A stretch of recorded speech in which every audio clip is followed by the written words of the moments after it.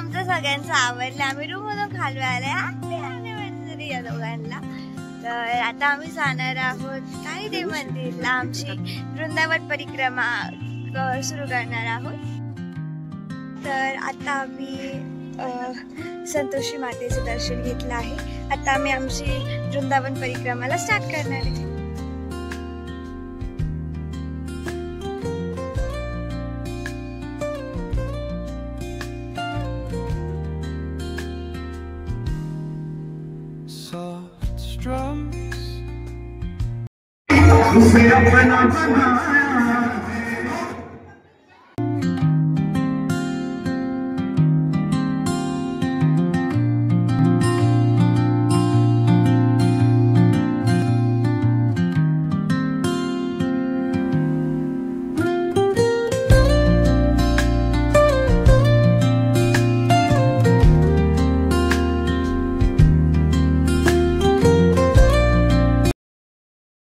आम्ही आता बाकी बिहारीचं दर्शन केलं, इस्कॉन मंदिरचं दर्शन करून रूमवर आलोय.